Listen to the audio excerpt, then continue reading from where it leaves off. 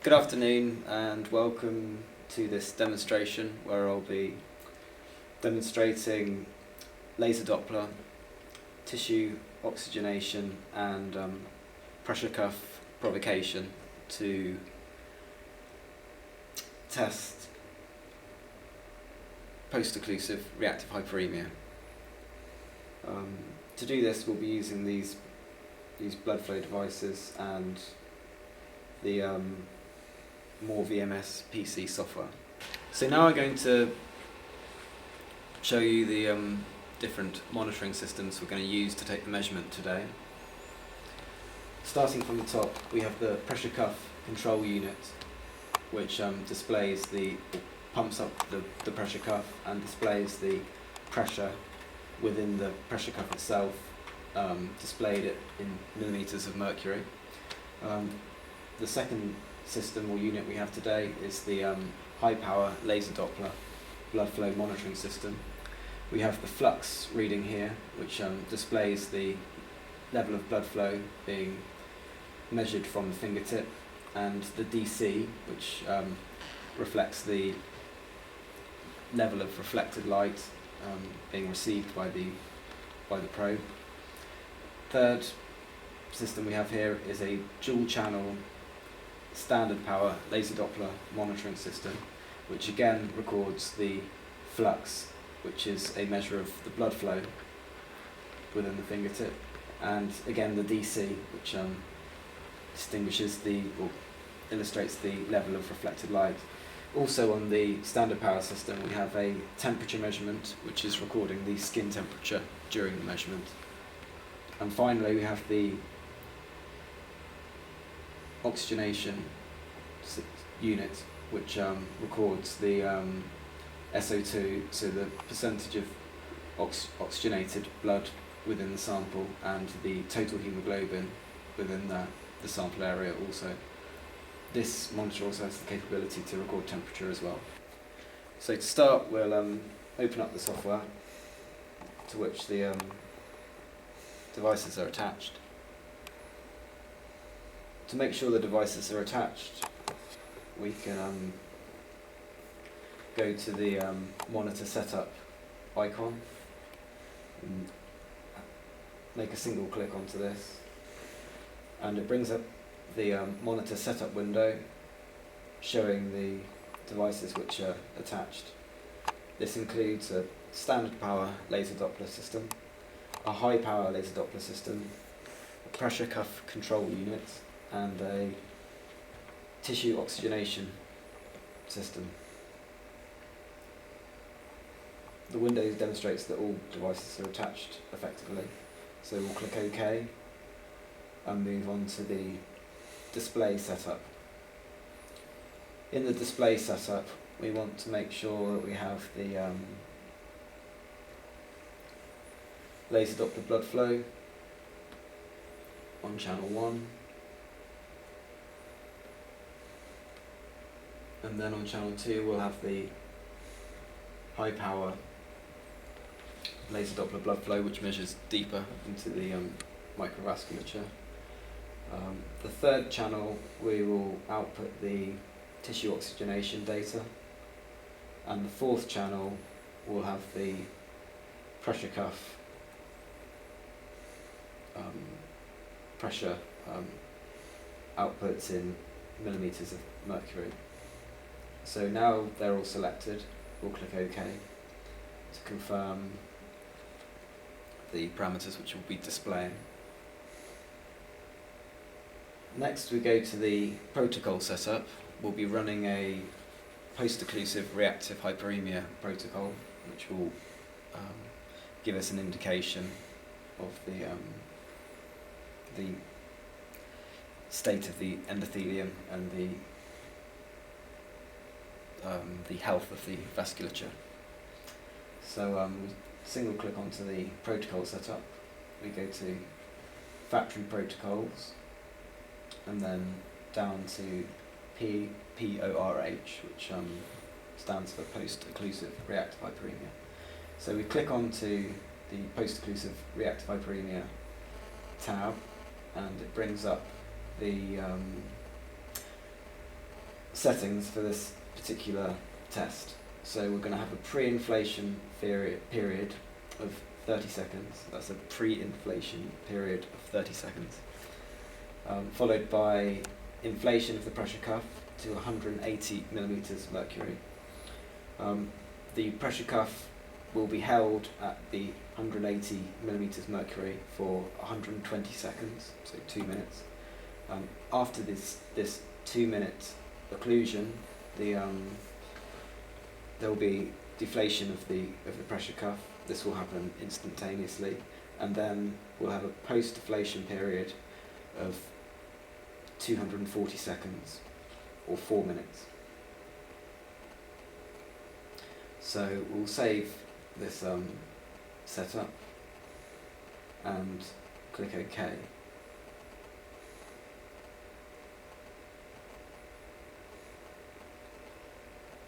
Now we have the protocol set up. We go to the new icon, which will bring up the screen with which we'll record the trace and the data. So now we have the screen here ready to make the measurement. We'll attach the probes and the pressure cuff. So to attach the probes, we use these probe holders here. They're white, rubberized probe holders, perfect for adhering to the fingertip, as you can see. The probe head fits into the probe holder like so, just pushes in gently. And we'll attach the probe head and the probe holder onto the fingertip of our willing volunteer here. So we attach the adhesive disc onto the probe holder, remove the back of that, and then apply it to the finger. Press and hold it for a couple of seconds to make sure that the probe holder is attached firmly and the probe's not going to come away from the skin during the measurement. We do the same with the standard blood flow and tissue oxygenation probe as well. This probe is for the high power blood flow measurement, and this is for the standard power blood flow measurement and the oxygenation measurement. So again, we take one of these adhesive discs, apply it to the probe tip, remove the backing paper, and once again attach to one of the digits, like so. Next we're going to put the pressure cuff around the arm of the subject. So we take the pressure cuff,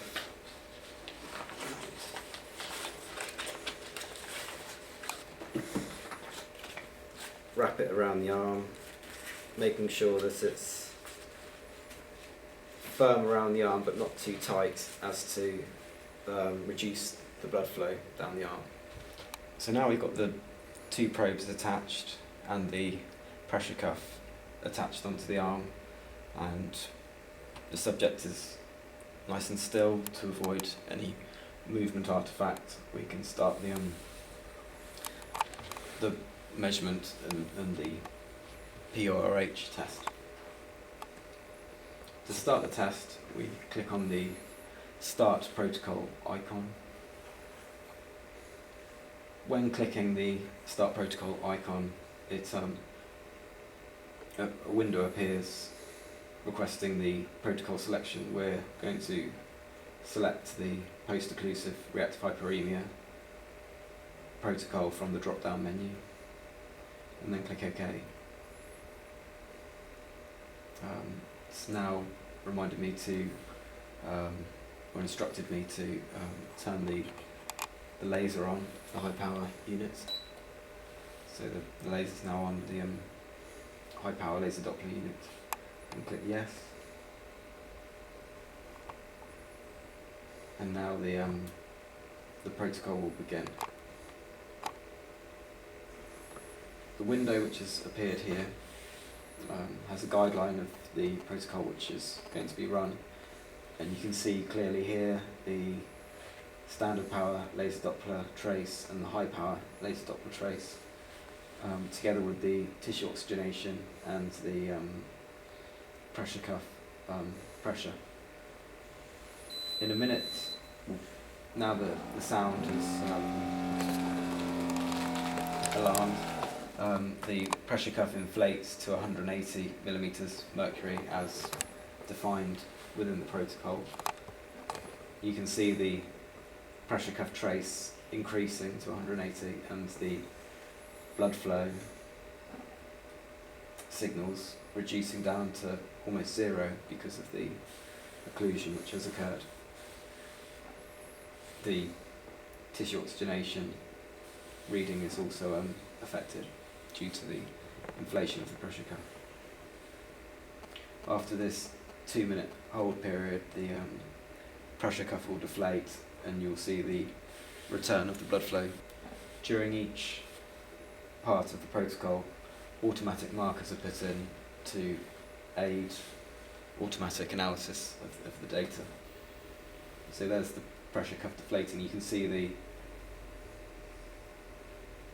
the pressure trace with the pressure decrease and the increase in blood flow accordingly. We now carry on the measurement for another 4 minutes while the hyperemic effect returns to baseline. Now I will compress the data so you can see the whole trace on one screen. You do this by going to the compress icon on the toolbar. So we click the compress icon until we can see the whole of the trace, and we move the time bar along the bottom of the trace so you can see the whole test from beginning to end. Looks like we're going to have to compress it once more so that we can see the whole trace. So at the beginning here we have the baseline period, which is relatively stable, and then we have the occlusive period where the pressure cuff inflates and the blood flow falls. We have the point at which the pressure cuff is and the blood flow returns. You can see the hyperemic response and a clearly defined return to the baseline level. We have another just over a minute of the trace to go, and then we'll analyse the data. So the final marker being put in here, and the save screen appearing signifies the end of the post-occlusive reactive hyperemia test. So now we're going to save the data. Save here. So this is the reactive hyperemia data in its entirety. You can see at the beginning here we have the baseline data, and where this marker inserts here we have the pressure cuff inflating and the blood flow falling. Here we have the occlusion period, which was 2 minutes in this particular case, and after 2 minutes the pressure cuff deflates and the blood flow and the tissue oxygenation returns. We get a hyperemic response and then a subsequent return to baseline. We can analyse this data using the automated analysis feature within the software. We'll analyse this previous trace we acquired by clicking on this alternative tab here. So we take a single click onto this alternative tab and you can see the data we previously acquired. To analyse this data automatically, we go to the analysis menu item and then down to the PORH analysis feature. Single click on there and it draws up the analysed reactive hyperemia data. This analysed reactive hyperemia data can be saved as a patient report by clicking on the report button and then preview. Previewing the report will load up a 4-page patient report detailing the patient information, the recording information including the monitors used and any comments made which are relevant to the patient and to the measurement. We can scroll through to the analysed reactive hyperemia data with all the parameters which need to be recorded, and an explanation of what those parameters mean with regards to the baseline, the occlusive state, the maximal hyperemic response, the time to maximum, and the area under curve for the return to the baseline level. Once you've captured all this data within a report, you can export the data to Excel, to a PDF document, or to a Word document, which we'll do right now. So we'll just click to export. We'll save this data as PDF because that's how we're required to save it this time, and then save the report.pdf to the data folder we have already set up. I'm now going to close the report window and close the analysis. As well as the automated analysis, you can review the data by inputting manual regions of interest. This is done using Shift and Insert shortcut keys, or by clicking this icon on the desktop. By a single click of this icon, you can draw the various regions which you're interested in capturing and retrieving specific information or data from. You can label these regions, so we'll call this specific region baseline. We'll call the second region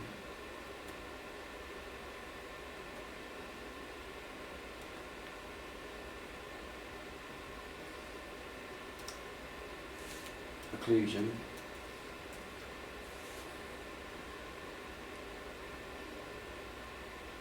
And we'll call the third region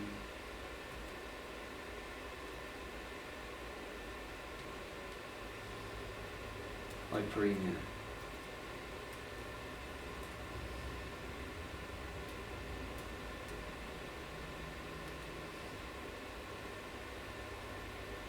We'll just move the selected region to the baseline region, and then click on the statistics icon, which will bring up the data for the baseline, the occlusion, and the hyperemia regions that we've selected. The parameters which we were recording, which include the standard power blood flow or flux, the high power blood flow or flux, the oxygenation, and the pressure. Within those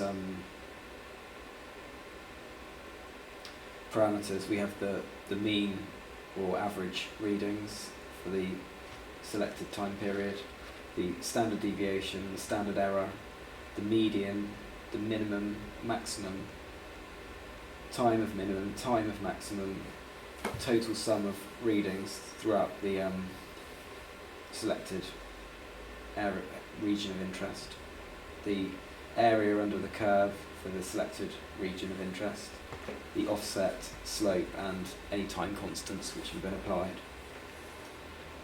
To save this data, we go to File, Save Statistics, and then save the statistics table as a .sta file. these .sta files can be exported into Excel or any other text editing program for further analysis. So we just click save there, and now we've saved our statistics table for this particular measurement. Now we can close the statistics window and close the rest of the program. As we've now saved all the data, we can reopen the program for further data analysis at a later time. And I'd just like to thank you for watching this video. So we can now shut down.